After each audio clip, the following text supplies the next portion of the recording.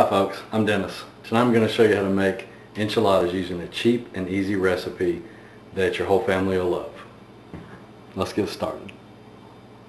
What you'll need is a pound of either ground turkey or ground beef, depending on your preference.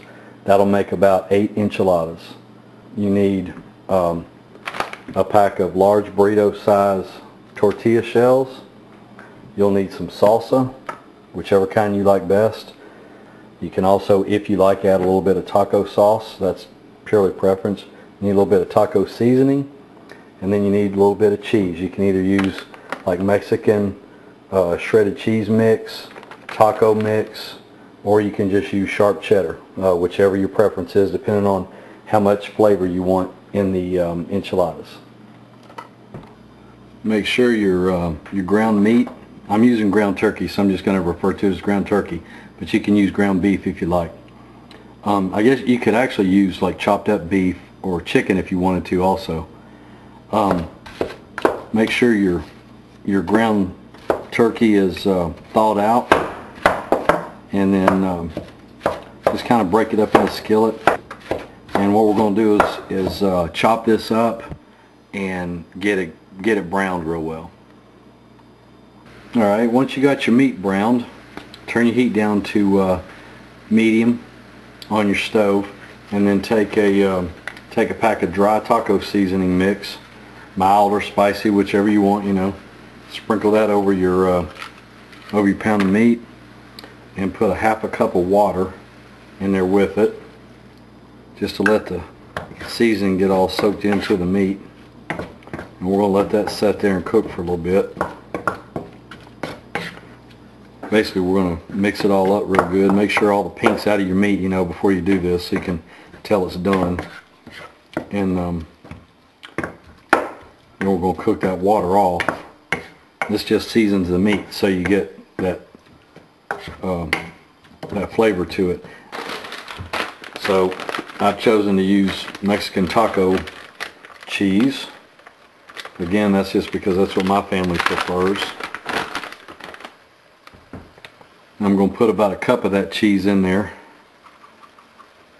but I like it kind of cheesy. Mix that up. Get that started to melt.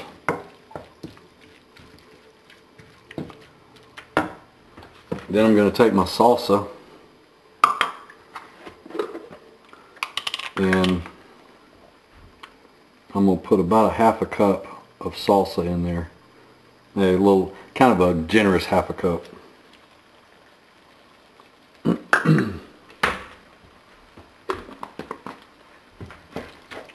Mix that all up.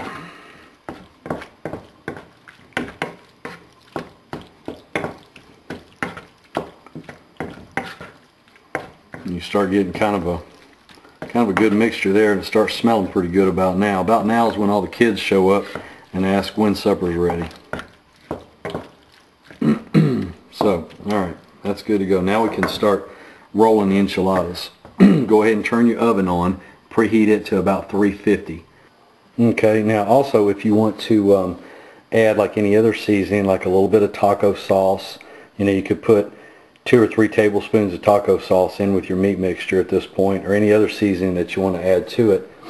Just experiment around with it. A lot of different things work. It's not a real hard and fast recipe, and it's going to turn out pretty good no matter what you do. The next thing you need is you need a 9 by 13 casserole dish.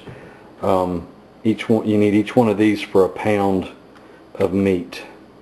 Take about 3/4 of a cup of salsa, and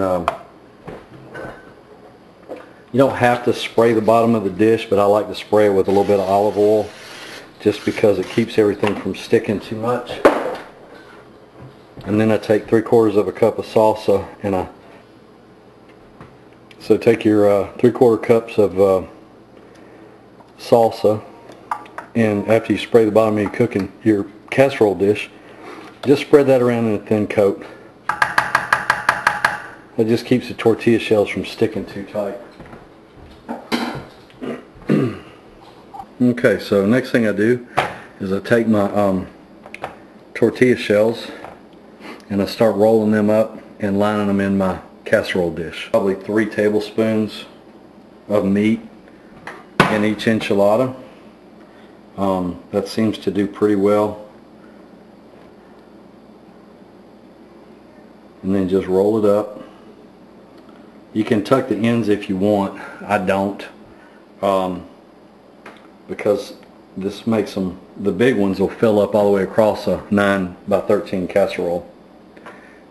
So I just continue on in that fashion. Like I say, I take a wooden spoon, and it's probably about 3 tablespoons. I put about 1.5 spoons in each enchilada. That makes them fairly meaty without being too much.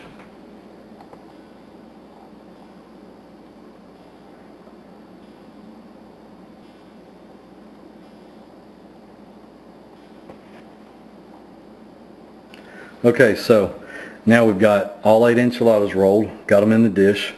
There's going to be just a little bit of meat left over, so what I like to do with it is take it and just sort of spread it out on the top of what's left over, and it'll kind of brown up in the oven.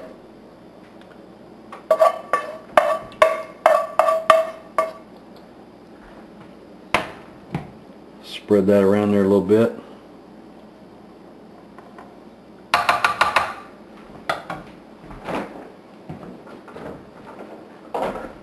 Then I do the same thing with a little bit of salsa. I take about it's about 1/2 cup. I'm just going to pour it out of here, but if I was measuring it, I'd take about 1/2 cup and just put it on the top here.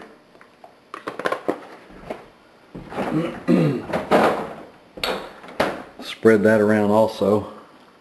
Kind of mix that in with the meat. I try to get a little bit of the salsa on all of the surfaces, the top surfaces of the tortillas, so they don't dry out too much. That's really the point for putting this stuff on the top, is just to keep the tortillas from drying out too much, because otherwise they get real chewy in the oven. Okay. Then I take a cup of grated cheese. I like to use cheddar on top, but that's my preference. If you want to use Mexican cheese or taco flavored, anything like that, you can, but I like to put the seasoned cheese on the inside and then put a little bit of cheddar on top. I've also used Monterey Jack on top, which is pretty good too, if you want to mix it up a little bit. Alright, so now you get all that ready, and your oven's already preheated to 350, so you put it in the oven for about 20-25 minutes. Just watch it, make sure all the cheese is good and melted, and then it's ready to eat. It's very easy to do, and it doesn't make a big mess in the kitchen. It's fairly quick, so it's a nice meal to put together on a weeknight. So I'm going to put it in the oven, and then we'll get ready to eat in just a few minutes. And there you go. After 20 minutes in the oven, you got a tray of enchiladas ready to eat. The way I usually serve them is I just take a spatula and go in between them, and then start scooping them out. Just like that. They heat up real well too. If you have leftovers, you can put them in the refrigerator and heat them up the next day, and they're almost as good reheated as they are fresh out of the oven.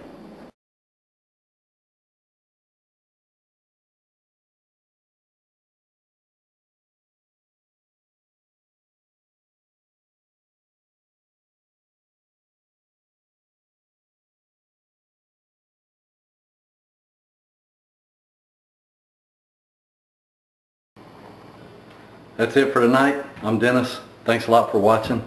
I appreciate you taking your time to watch this video. Please leave your comments or any questions that you have. I'd love to hear them. Subscribe to my channel if you would. You never know what I'm going to put up. It may be home improvement next time. It may be cooking. It may be how to do a little sewing. So we'll just see what comes up next. Thanks, and I'll see you then.